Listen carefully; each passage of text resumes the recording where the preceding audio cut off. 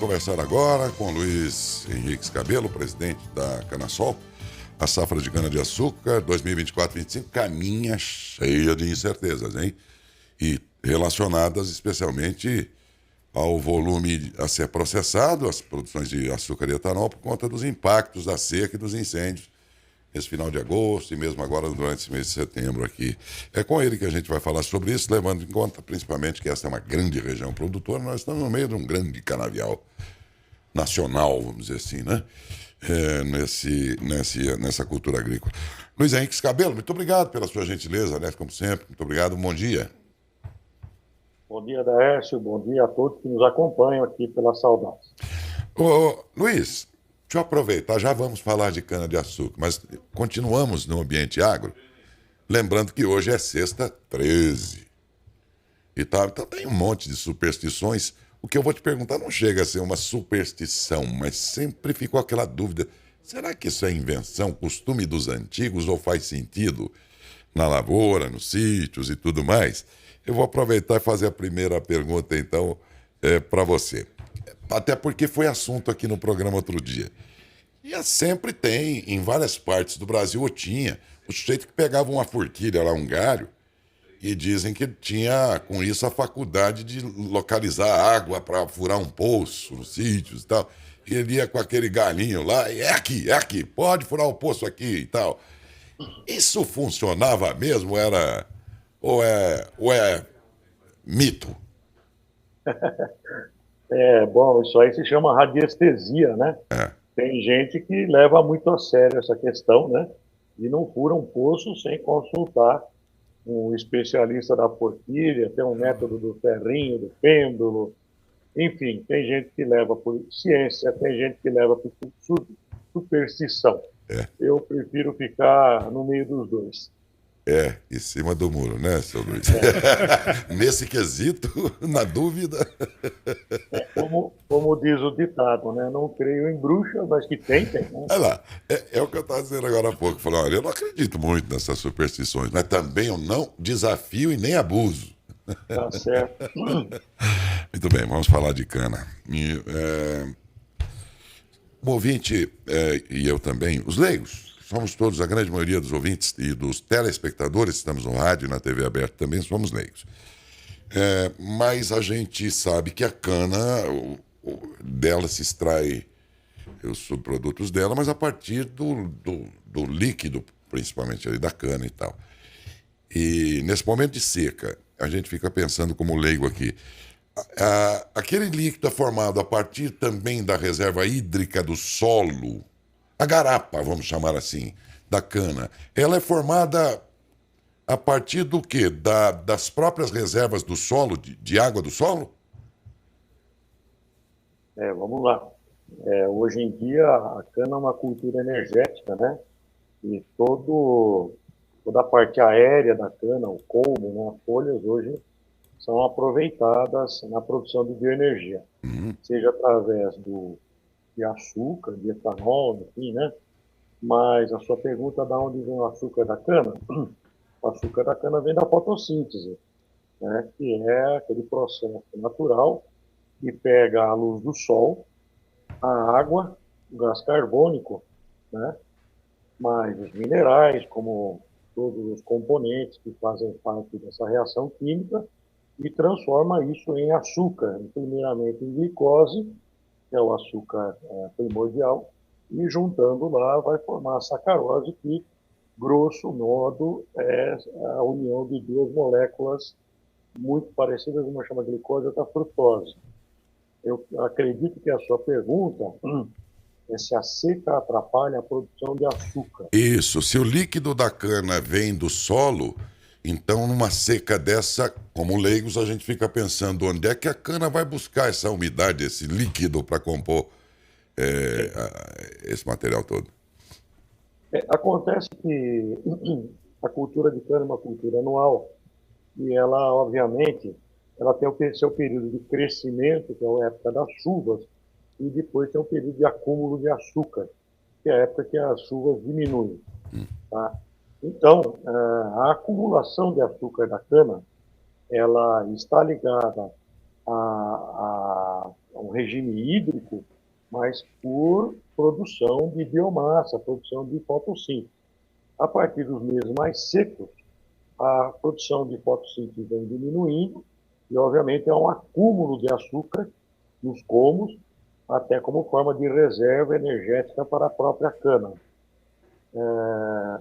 Acontece que há algumas variedades que ainda costumam crescer no período seco. Uma seca tão intensa dessa daqui vai causar dois tipos de problema. O primeiro é que em solos com restrição hídrica, a taxa de crescimento da cana irá diminuir, produção de açúcar irá diminuir e, no limite, ela vai usar esse açúcar como forma de obtenção de energia, como se ela tivesse acumulando uma gordura. Então, ela está passando por um regime. A cana não acumula gordura, como os animais, acumula açúcar, que é a sacarose. Pois é, e a essa altura já se pode dimensionar mais ou menos o tamanho da perda, do prejuízo? Bom, até o momento a gente não tem dados muito seguros sobre o impacto da seca, porque a safra está em plena colheita, né?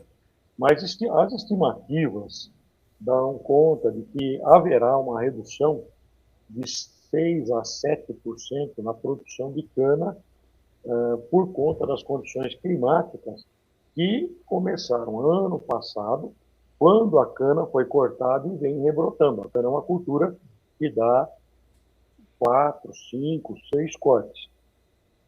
Nós tivemos, nesses últimos 12 meses, um regime de chuva extremamente desfavorável. E esse sim é que prejudicou o desenvolvimento da cana, quando deveria acontecer nas épocas de crescimento, que é o verão, primavera, pouco do outono, né? A redução agora você vai ter de dois tipos. Uma é uma redução por conta da concentração de açúcar na cana, é menos água, mas a cana fica mais doce, vamos dizer de uma maneira assim bastante simplista. Né? Isso não tem problema, porque dentro da indústria você processa açúcar, você não processa água. Mas você tem que considerar também que a partir de um determinado nível de seca, a cana começa a se utilizar dessas reservas para não morrer. E aí sim começa a perder açúcar por própria inversão desse açúcar para produzir energia para a sua planta. Né? Mas voltando à questão mais prática, a redução desse ano está estimada entre 6% e 7%. Os efeitos das últimas queimadas ainda não foram contabilizados, porque foi um evento bastante recente. Houve grupos econômicos que alegam que tiveram mais de 1.800.000 toneladas de cana incendiadas, e essa cana, muito provavelmente, não foi totalmente colhida, porque uma cana queimada, ela inicia o seu processo de deterioração. Ela começa, vamos dizer, popularmente, a azedar e perder qualidade. Mas nós temos notícia de muitos canaviais queimados que passaram muito tempo do período útil, do período certo para colher, o canavial azedou, perdeu, esses não produziram. Né? Esse efeito da queimada mais recente ainda não está contabilizado, mas certamente vai ter um efeito na produção geral. Quer dizer, o senhor está dizendo isso levando em conta hoje o dia 13 de setembro. As chuvas que poderiam voltar em outubro, segundo vi ontem lá numa informação do INPE, serão atrasadas, segundo eles estimam, em pelo menos mais 30 dias, o período de começo de julho. Então eles imaginam que as chuvas voltarão lá para começo de novembro, para você ter uma ideia. Então temos, se assim acontecer, um longo período pela frente. Isso pode elevar esses 7% para bem mais de prejuízo? Sem dúvida. Aliado à questão da ocorrência de incêndios, né? Porque a gente tem visto não só canaviais queimarem, não só áreas de outras culturas queimar, mas a gente viu agora recentemente incêndio em casas comerciais, não, tá? O teor de umidade está muito baixo, calor muito alto, né? A entrada das chuvas, alguns institutos de meteorologia indicam que ela deverá se iniciar já na segunda dezena de outubro, né? O fato é que a chuva não está assim atrasada. O que nós estamos vendo é o resultado da pouca chuva que vem de 12 meses. O acumulado hídrico está muito baixo, então a reserva de água no solo está muito baixa. E isso é que tem afetado bastante a produtividade.